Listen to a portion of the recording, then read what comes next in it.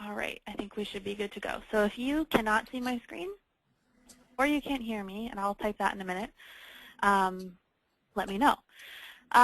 So thank you for joining us for our December webinar. Today, a coworker of mine, Amanda Butts from DC Central Kitchen, will be presenting on how to cultivate and appreciate your supporters, whether they be volunteers or donors or food resourcing partners or anything, anyone, any partner, individual, organization or individual, I should say, that supports your campus kitchen. And we are recording this, so if you need to go back to it at a later time, it'll be on the pantry.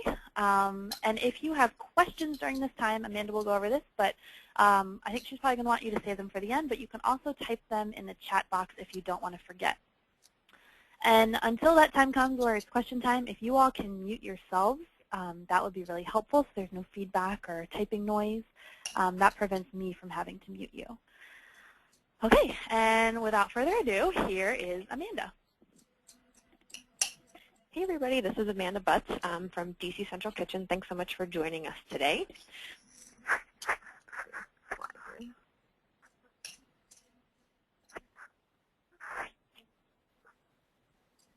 Oh, hold on one second, guys. I think we're having some technical issues here.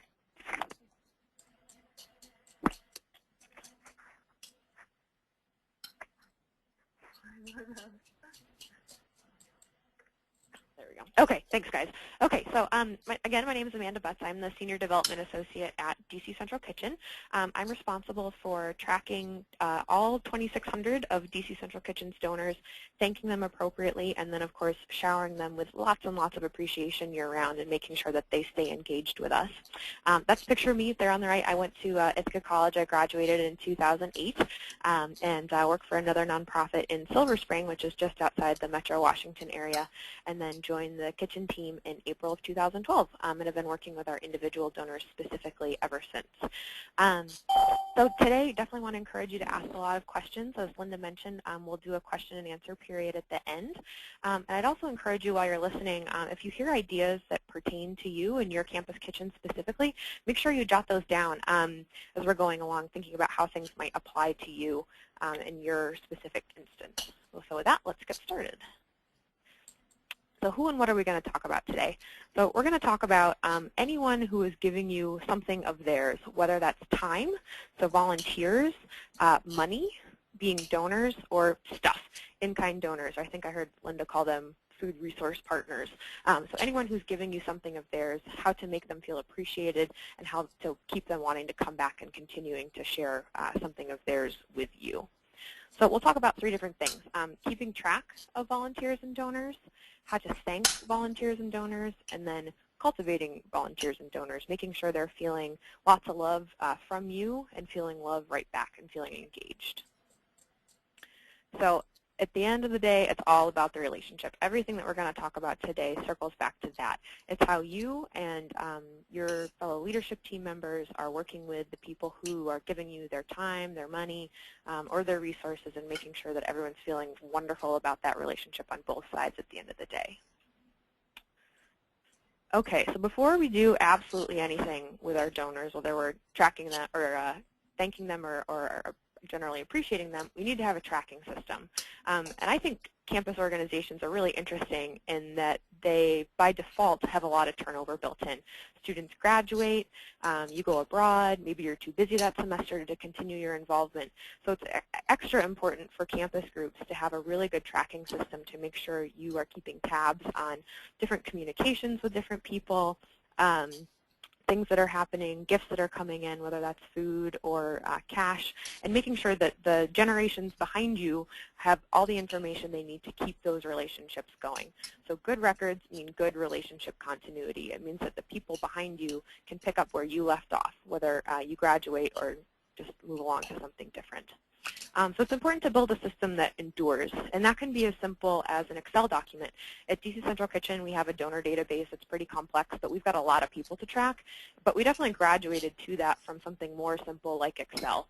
So I can definitely recommend that to everybody, just a very relatively basic Excel spreadsheet, and I'll show you an example here in a second. And it just really needs to do two things. It needs to be designed to do two things. And that is making it easy to be consistent, so you or someone else on your leadership team can enter data and know that you're doing it consistently from person to person or year over year. So there's not a lot of ambiguity in the fields that you've designed. And secondly, it needs to be able to sort easily. So what I mean by that is sorting maybe by last name or maybe by company or maybe by hours worked. You build it in a way that you can extract from it information that you need that could be helpful. Maybe you need to pull a report to share with the national office, or maybe you need to pull a list of people to thank by email. So you need to make it easy to sort. And again, I'll show you an example here in just a second.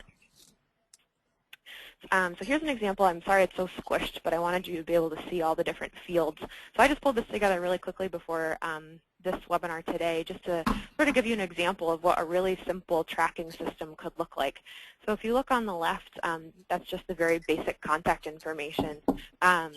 Who is sort of who you're tracking, address, email, phone number, seller fax number if you have it, and then the transaction details. And this is where you can really customize this based on what your campus kitchen needs. So the examples that I used for myself were a transaction type of a contact. So maybe it's reaching out to somebody with a thank you, or you're sending them just some information that they requested, tracking a cash donation, and then tracking a volunteer shift. So you can see just how a pretty basic spreadsheet can really help you keep good tabs on that. And you can also see how I could easily sort this spreadsheet. I could sort it by last name. I could sort it by date if I wanted to get a picture of maybe all activity within my campus kitchen over the course of a year. I could track it, sort it by gift amount if I wanted to see who my highest donors were.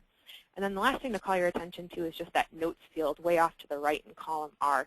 That's just a really great place to keep little tidbits of information that maybe someone behind you may want to reference, or maybe you need to jog your own memory about some particular details. So in this example, I said that Susie Smith, a made-up person from AARP, inquired about volunteering and made a note that Linda replied to her. That could be really important, especially if you're using a shared email account or something, and people just need to make sure they can see that something has been completely fulfilled. This is Linda real quick, and I would also add that you all are tracking volunteer data, obviously, so that you know to track your volunteer hours for the reports that we require. And maybe instead of like recreating the wheel, there's a way to add a few columns or some information to how you're already tracking your volunteers, depending on how you're doing it. Because volunteers are in essence donors. They're donating your time. And so if that's something that you already have existing, I would encourage you all to think about using that as a tool to then make that go further to help you out. Thanks, Linda. And so the next thing to really think about when you're planning this or maybe revising what you already have is thinking about the future you. And that's really like projecting yourself into the future, whether that's you or someone else behind you. Maybe it's another leadership team member who you don't even know yet, but thinking about what the person in your position in the future might need from that data and providing them with it. Something that we do at DC Central Kitchen every day is keeping track of even the smallest bits of information about the people that we're working with. Because when your file grows to the point that it's more than 10 people, I would say you can't remember little bits of information that you may pick up in a conversation. It's really important just to record it to make sure that it jogs your own memory, and that other people who may be looking at that information either now or in the future can get brushed back up on some important detail, like maybe someone has a food allergy that's really important, and you need to make sure you don't invite them to the kitchen on the day that you're working with shrimp or something like that. Any sort of information, even if it seems silly and trivial, can be really important in building relationships over time. The second bit of information I would offer is establish some really basic data entry guidelines for how you're going to manage your tracking system. That includes what you're going to track, what bits of information are important to you. I'm sure that varies based on the activities that you're doing. And then choose how you're going to record it. What's the process? Is it going to be every week? Is it going to be every month? And then finally, who's in charge of it? Give someone that task of knowing that they're in charge of that information, and they take the personal responsibility of making sure that that's done consistently.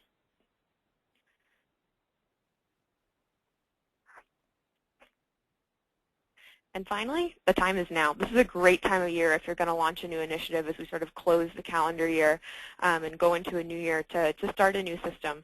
It's always easy to remember, such and such was this way up until the end of 2013, and then 2014 we launched the new system. So if this is something that sounds interesting to you, I would definitely encourage you to take advantage of that opportunity now. I know it's also going to be the start of a new semester in addition to being the start of a new year. So it's definitely a great time to think about launching a new tracking system, or maybe making some big changes to the one you've got now if it needs to be enhanced just a little bit more. Okay, so next we're going to talk about saying thank you.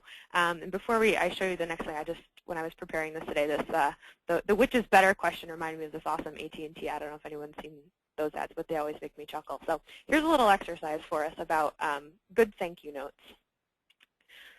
So here's a first example of a thank you note.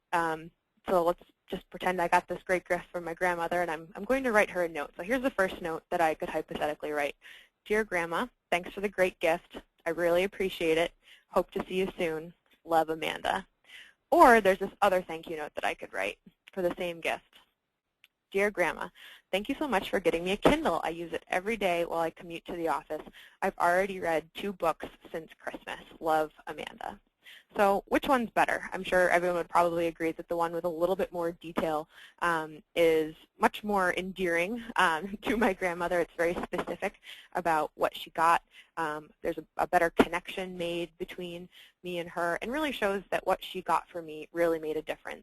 So as we move into the next little conversation about how to thank donors, just keep that exercise in mind, and remember that specificity is awesome.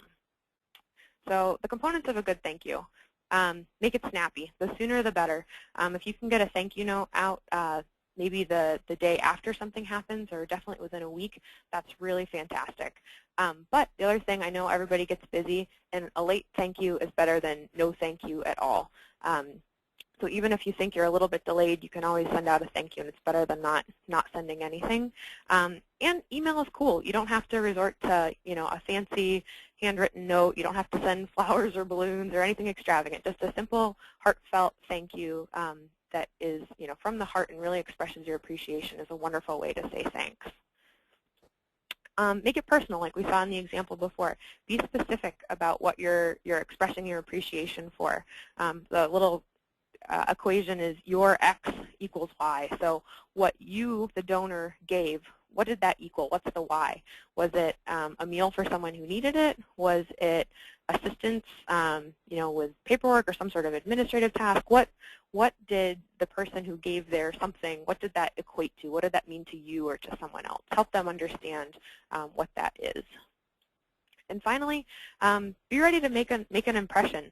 I mentioned email is cool for a lot of the sort of regular thank yous, but if someone does something really, really incredible, be ready to do something with a little bit more intensity, maybe some more effort. So a handwritten card, maybe everyone on your leadership team gets together to write a handwritten card and really show your appreciation.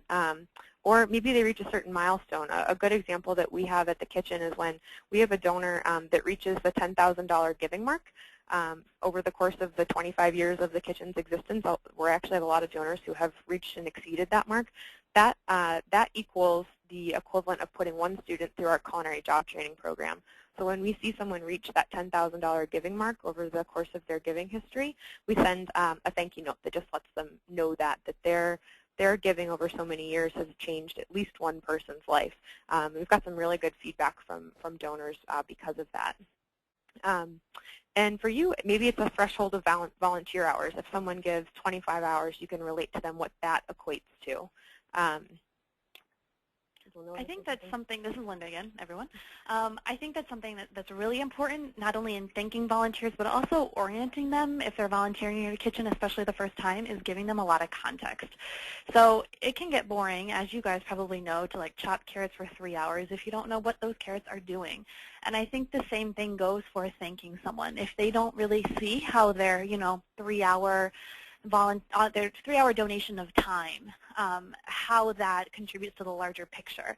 And I think for me, if I think about some of the best volunteer experiences I've had, it's experiences where everything I do is put into context.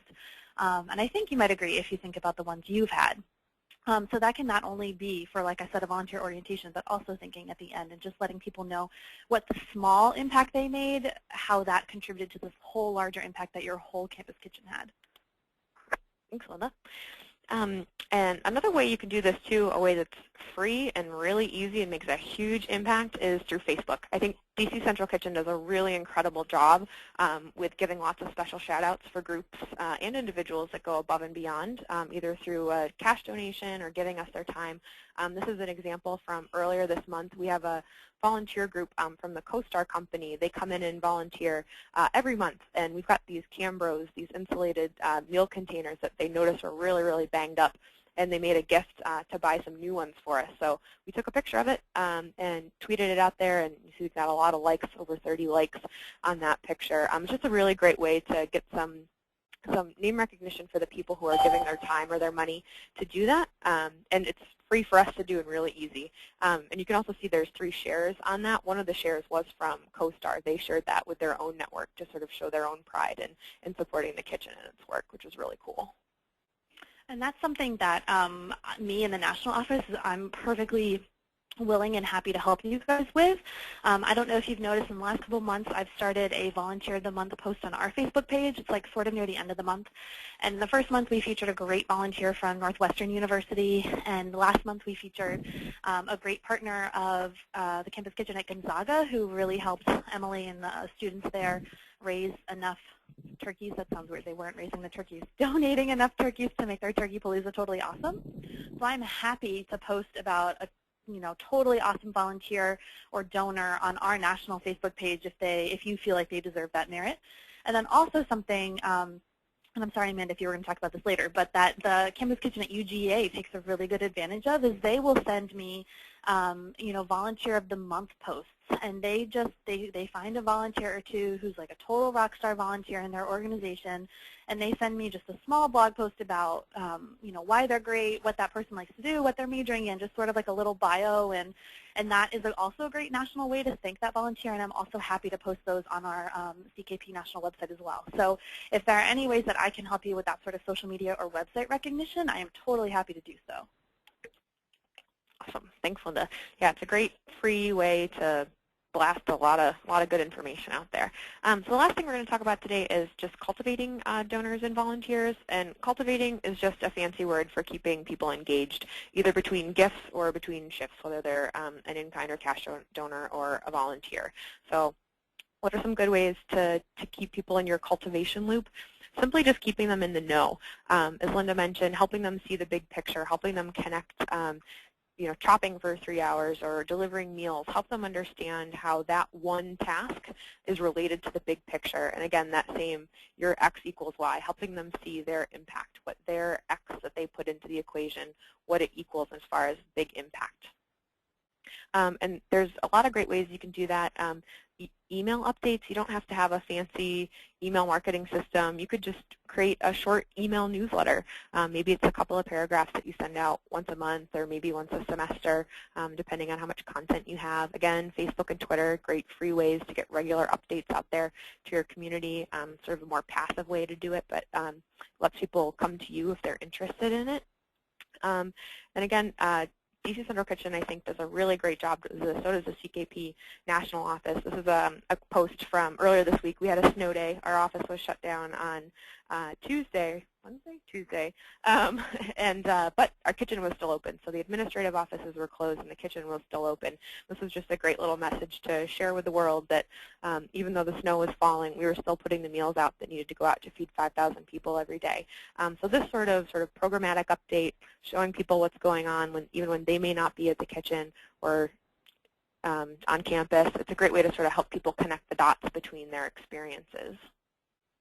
And finally, be open to offering the people who you're working with some special opportunities. some of the things that you think may not necessarily be special to you because you live it all the time, they could actually be special to the people who want to get involved with you or are only just peripherally involved with you. So maybe a tour of your kitchen. That's free for you. It only takes a couple minutes of your time, but you could give someone a behind-the-scenes look at what happens at your campus kitchen. Or tagging along on a delivery, helping a donor meet a client, and, put a face to the gift that they've given to you, or invite them to volunteer. That's one thing that continually surprises me over and over again is how eager our cash donors are to come and volunteer in the kitchen. It's a wonderful way for them to put a tangible experience on what their cash equals. You know, they can see the meals that are going out. They can work with our kitchen staff. You know, for those of us who live and work this every day, that just sounds like something that is part of what we do, and it's, you know, not all that exciting. But for people who want to be involved with you more, that's the best way to get involved and take advantage of opportunities that already exist. So that's pretty much all that I have to offer by way of presentation, but we can open it up to questions now. I thought I'd start just by asking any of the nationally staffed schools to share any of their experiences, either good or bad, with donor and volunteer appreciation and cultivation. So I'll see if anyone has any input that they'd like to offer. And if you have any questions in the chat box, you can type them now or ask them on the phone as well.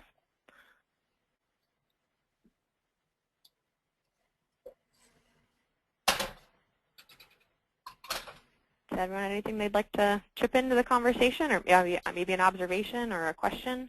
Yeah, I'd like to, this is Linda again, I'd like to know if anyone, I saw what you guys, when you guys registered for the webinar, some of you said that you struggled with thanking donors and volunteers, but a couple of you had, I think, some practices that you found effective. And I'm wondering if any of you can share those with us, things that you do that have been appreciated by the people that you're trying to appreciate.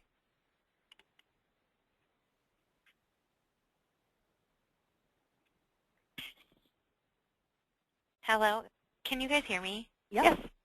I was muted. It took me a minute to figure out how to unmute myself. Sorry. This is Emily at Gonzaga. My repeat donors, my people that I can always count on to donate, they love being invited to either volunteer or other ways that they can, finding out other ways they can help. They love that. That really struck home when you said that. They just kind of eat that up. Awesome. And that's easy. I mean, talk about killing two birds with one stone, not to be violent here, but you're thanking your volunteers and you're getting volunteers, you know, you're thanking your donors, I'm sorry, and getting volunteers for a cooking or delivery shift. Like, how awesome is that? Yeah, they love that stuff. So that's great. Thanks for sharing. Anybody else?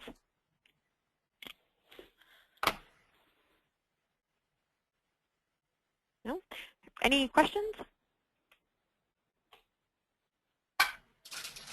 Another thing that I'm going to throw out there is I'm hoping that you're all thinking about Raise the Dough. That's the next opportunity that you all will have to thank a whole bunch of volunteers, we hope, or excuse me, donors, we hope.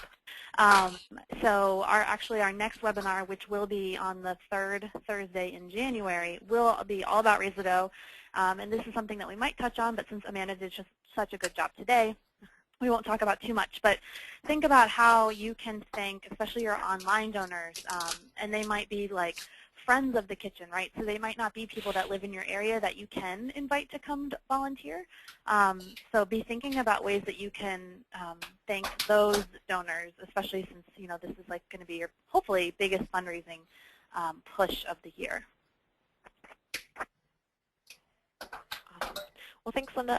If anyone else has questions or just other things that come up in your work that you're interested in bouncing off someone who does this for most of the day, every day, there's my contact information. Feel free to reach out at any time. And thanks for joining us. Appreciate it. thank you. Thank you. Thanks again, everyone. Like I said, next month's webinar will be on the third Thursday at 3. And I hope you all, if you're still taking finals, good luck on your finals. If you're done, congratulations, and enjoy your holiday break, and we'll talk to you in January.